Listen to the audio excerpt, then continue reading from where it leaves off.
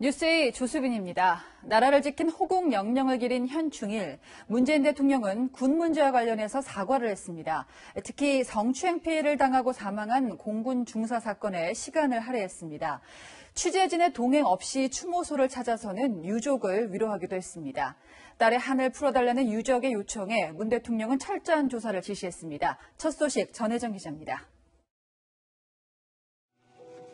현충일 추념식을 맞아 국립 서울 현충원을 찾은 문재인 대통령이 군 부실급식 문제와 병영문화 폐습을 언급했습니다.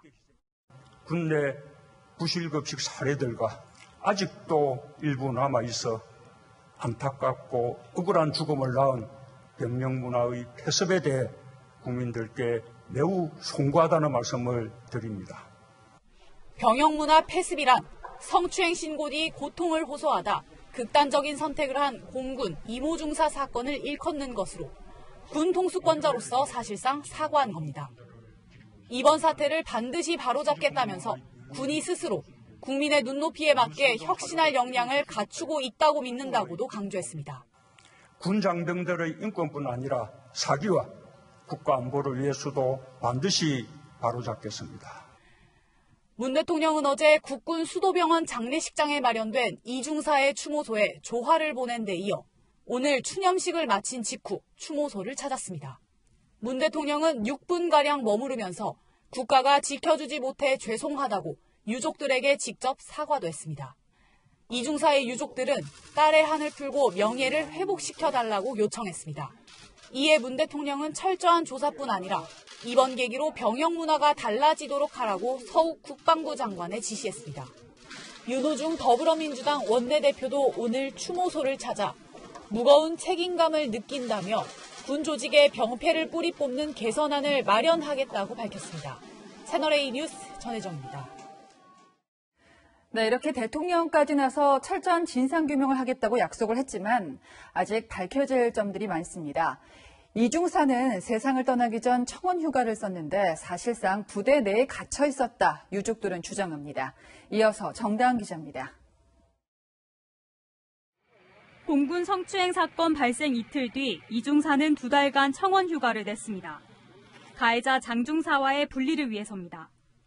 하지만 정작 이중사는 영내에서 대기 중이었다고 유족 측은 주장했습니다. 부대에서 대기하는 게 좋다고 그때의 부대장하고 노관장의 권유에 의해서 부대에 남아서 유족 측은 이중사가 54일을 부대 안에 갇혀 있었다고 전했습니다.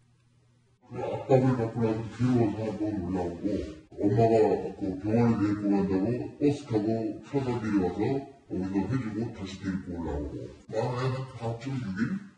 그 정도밖에 안 되죠. 유족은 이 기간 동안 이중사가 끊임없는 회유와 압박을 받았다며 안타까워했습니다.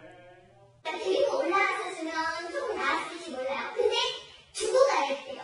얼마나 고통스러운 시간을 거기서 보냈는데요. 공군 측은 청원 휴가 중 영내 대기를 지시한 적이 없다면서 수사를 통해 밝혀질 것이라고 해명했습니다. 그런 사이 사건은 군 검찰로 넘어갔지만 피의자 조사는 55일 만에 처음 이뤄졌습니다. 이중사가 사망한 뒤였습니다. 피해자 조사가 안 돼 피의자 조사도 늦어진 것이라고 설명했지만 압수수색 영장까지 발부됐던 피의자 휴대전화 제출도 제때 이뤄지지 않았다는 점에서 부실 수사 논란이 일고 있습니다. 유족들은 답답한 마음에 민간 변호사까지 선임하려 했지만 공군 측이 막았다고 주장합니다. 아버님 그러실 필요 없습니다. 국선 변호사가 있으니까 나중에 재판이나 할 때 그때 넣으시면 되고요. 이런 식으로 했다는 거예요. 하지만 국선 변호인은 신혼여행 등을 이유로 선임 이후 단 한 번도 대면 면담을 하지 않았습니다. 유족 측은 국선 변호인을 직무유기 혐의 등으로 추가 고소할 예정입니다. 채널A 뉴스 정다은입니다.